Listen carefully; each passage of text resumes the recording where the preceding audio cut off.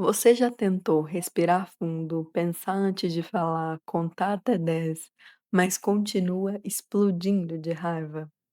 Bom, pode ser que essas técnicas estejam um pouco superficiais para o tamanho da sua irritação. E nesse vídeo, eu vou te ensinar algumas estratégias para que você consiga lidar melhor com a sua raiva, de forma prática mesmo.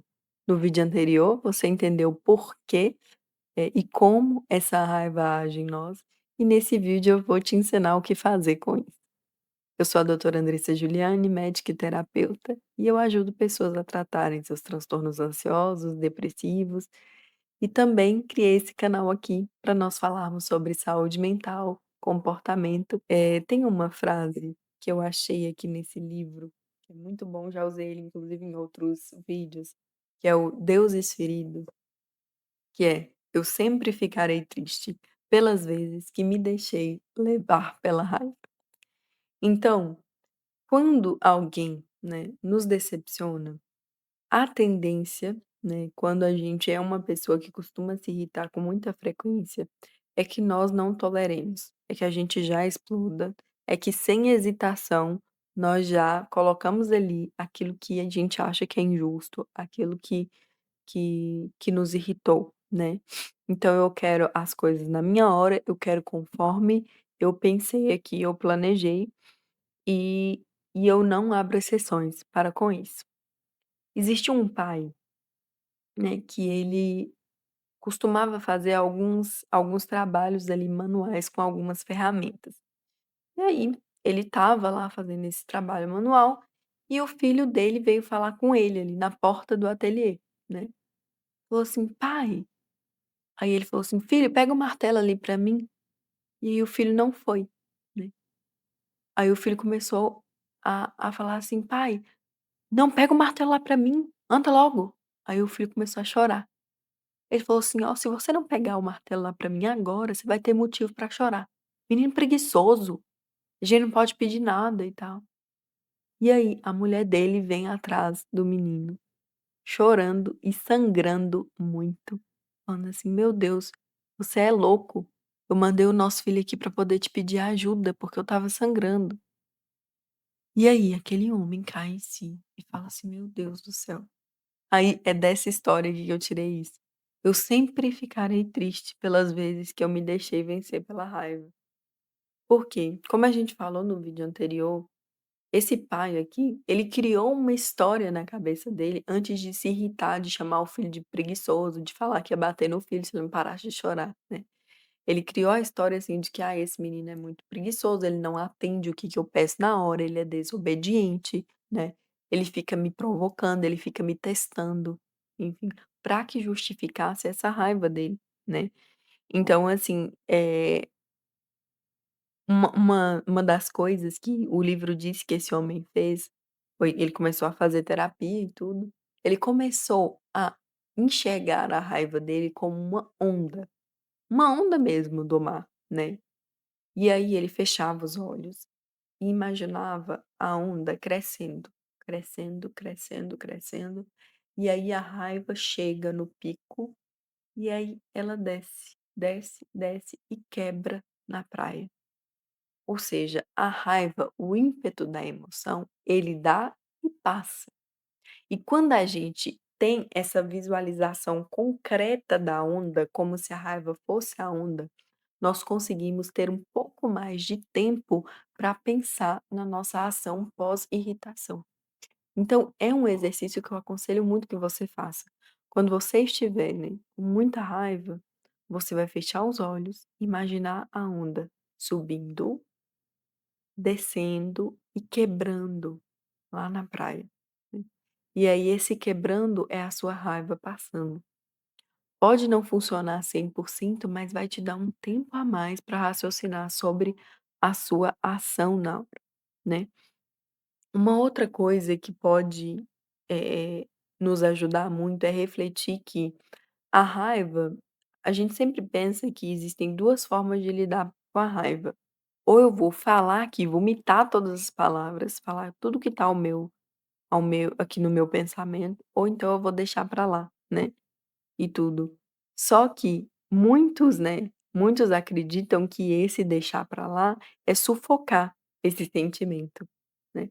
Tem uma frase do Gregório Magno que ele diz assim: "A raiva borbulha muito mais quando posta em um curral pelo violento guarda do silêncio indiscreto". Então, nós não devemos abafar a nossa raiva, mas nós precisamos canalizá-la e agir para que ela, né, para que ela, seja um bem para nós, ou para que nós possamos, enxergando aquela injustiça e aquela raiva, fazer coisas para que nós possamos corrigir aquilo que a gente entendeu que é uma injustiça e que é um erro. Vamos falar da história de Ana. Ana, ela teve uma infância de muitas punições, muitas humilhações. Os pais humilhavam, puniam muito, assim, eram aqueles pais, assim, excessivamente rígidos. Não tô falando de uma rigidez positiva, tô falando, assim, de punições e humilhações mesmo, né, que muita gente aqui já viveu isso. Só que os pais dela eram super bem vistos. Eles eram, por exemplo, pessoas que frequentavam a igreja, e todo mundo na igreja achavam eles, assim, a família do comercial de margarina, achavam os pais super competentes, super bons e tudo.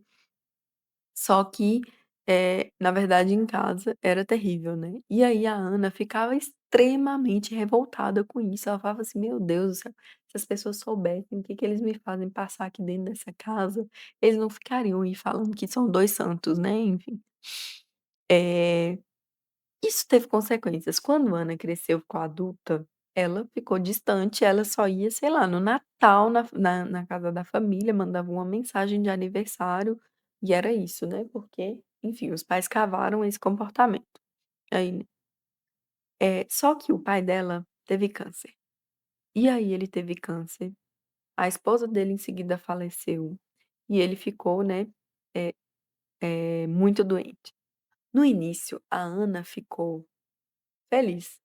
Ela falou assim: "Nossa, agora ele vai saber o que que é uma pessoa precisar, uma pessoa ser vulnerável, uma pessoa não ter condições ali de de se cuidar, e ela ser, né, constantemente, eh, humilhada por várias questões, e ele vai saber o que que é você se sentir tão vulnerável aos outros", né. Só que logo depois, né, essa felicidade passou, porque ela viu a realidade de um câncer, né, da evolução de um câncer.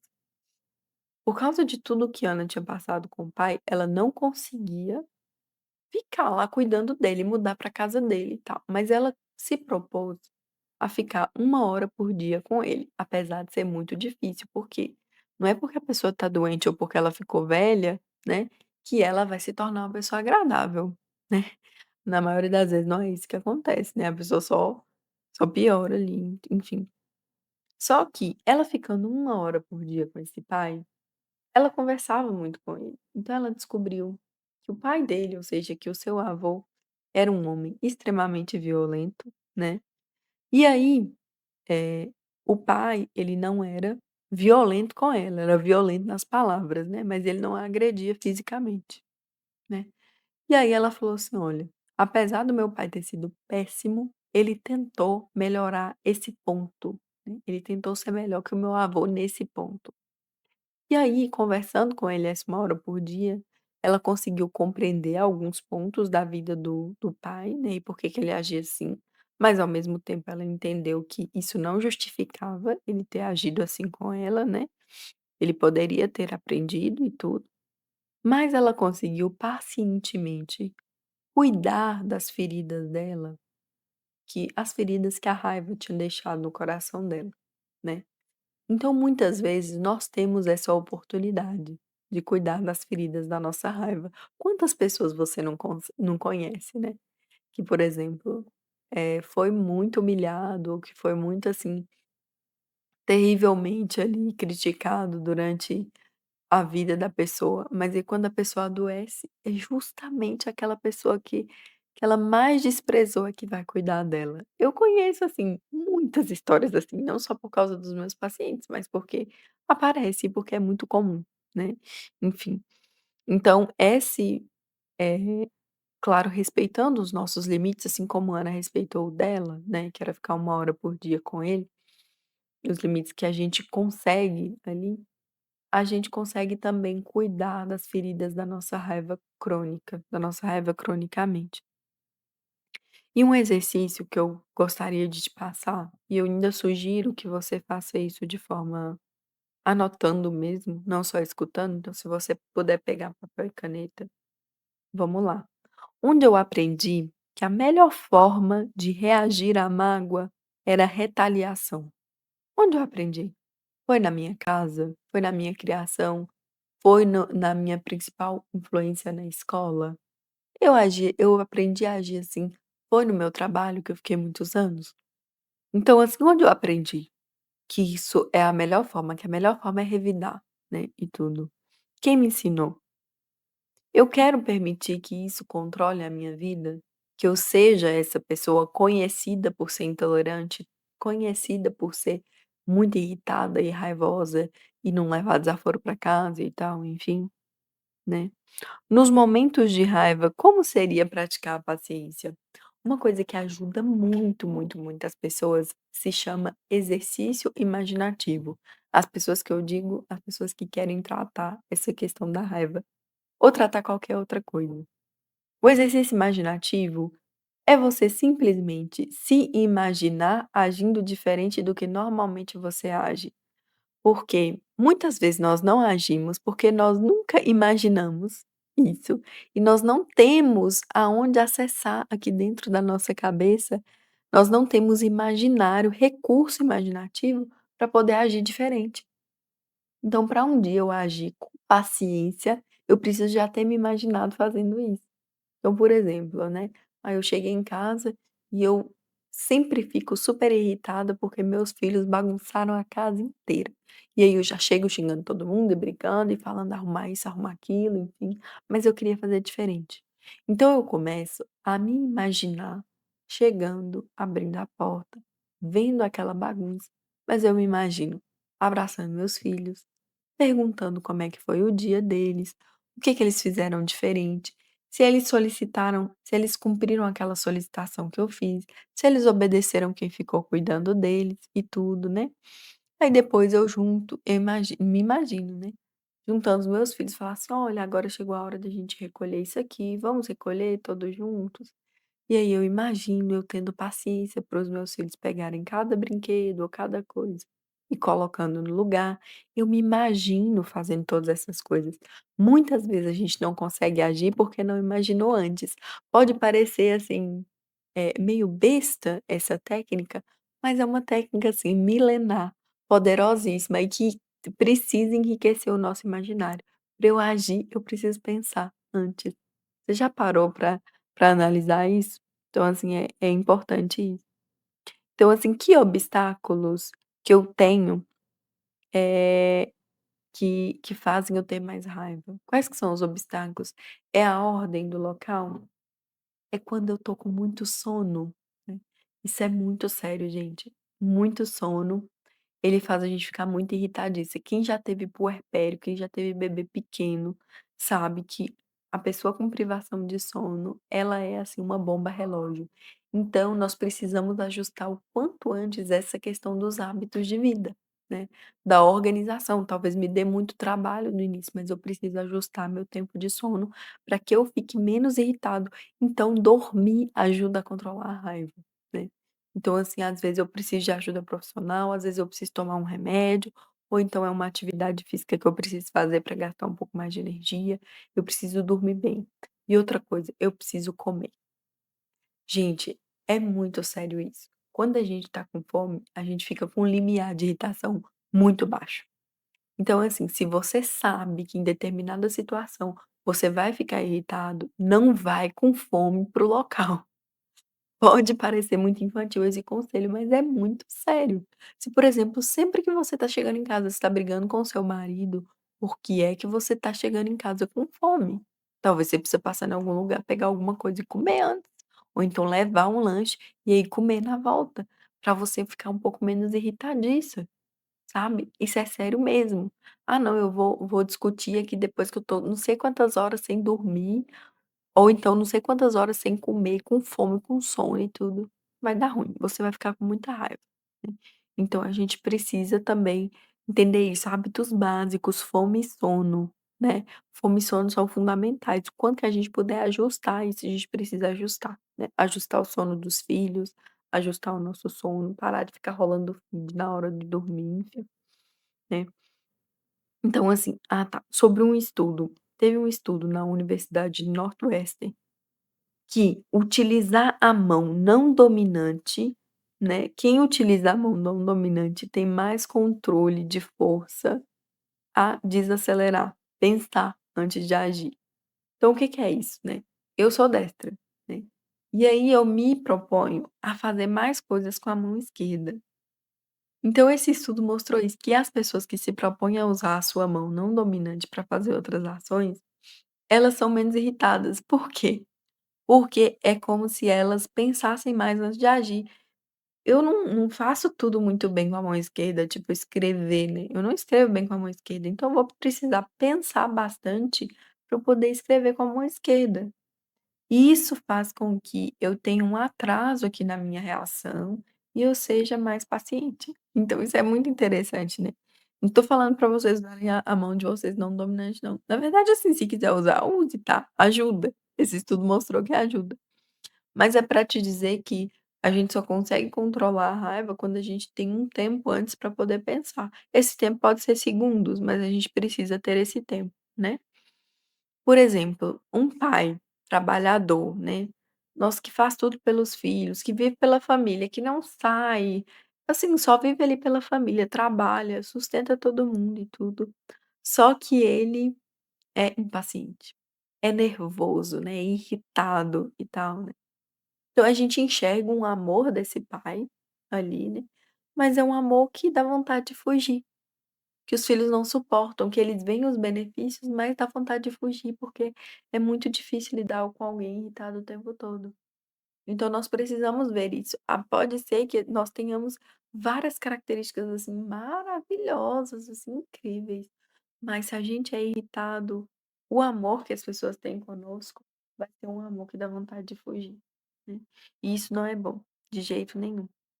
Nós precisamos exercitar a paciência. E como que nós exercitamos? Fazendo sacrifícios. Quanto mais sacrifícios a gente conseguir fazer, mais paciente nós seremos. E às vezes parece que nem tem muita relação o sacrifício com a paciência, mas acredite, tem. Quanto mais nós ficarmos sensíveis a adiar recompensas e a sermos mais pacientes, né, a renunciarmos certas coisas que a gente quer no momento, mais pacientes nós seremos. Então, primeiro, eu preciso me propor a escutar pacientemente e fazer boa cara. Então não é só escutar assim: tá, mas e aí? Enxuga, vambora. Não, então tá, adianta aí, tá". Isso aqui não é escutar pacientemente, pelo amor de Deus. Isso aqui é humilhar outra pessoa, tá. Então não, não. Vamos escutar pacientemente mesmo e fazer boa cara, mesmo que a gente não queira, que a gente esteja assim: "Ai, não tô interessado em nada", essa pessoa mas tentar fazer boa cara. Então isso é um sacrifício muito, muito útil para a gente poder conseguir ser paciente. Outra coisa, evitar reclamar do clima, de estar sem comer, de queixas, porque tem gente assim: "Ai, eu tô sem comer, não consegui almoçar", daí eu saio falando pra todo mundo: "Nossa, hoje eu não consegui almoçar, você acredita? Nossa, tô sem almoçar, nossa, tô sem comer e tudo". Ou então o clima: "Meu Deus, está muito frio, não tem blusa que chega pra isso", tal. "Nossa, mas tá muito calor, não tô aguentando, nem o ventilador tá resolvendo". Se você é essa pessoa que reclama o tempo todo de clima, de comida, de enfim, de, qualquer coisa, assim, você é uma pessoa menos paciente, menos tolerante à paciência, então a gente precisa tirar esse hábito da nossa vida para desenvolver a paciência, tá. Evitar falar expressões humilhantes, como "você sempre", "você nunca". Você sempre faz isso. Você sempre deixa essa roupa aqui no sofá. Você nunca ouve, você nunca me ouve. Você nunca faz aquilo que eu quero. Assim, você sempre, você nunca são frases muito humilhantes. E são frases que colocam a gente lá num pedestal e coloca o outro assim abaixo de nada. Então não é uma coisa que fomenta e que ajuda a ter a paciência, né. Evitar também cobranças insistentes. Então, se eu cobrei a pessoa, né, sobre uma coisa, eu preciso exercitar, eu preciso me segurar para não ficar cobrando toda hora. Não que você não vai cobrar de novo, talvez a pessoa esqueceu, talvez ela realmente tenha uma personalidade que adia mais as coisas, enfim, ou então talvez ela só é preguiçosa mesmo.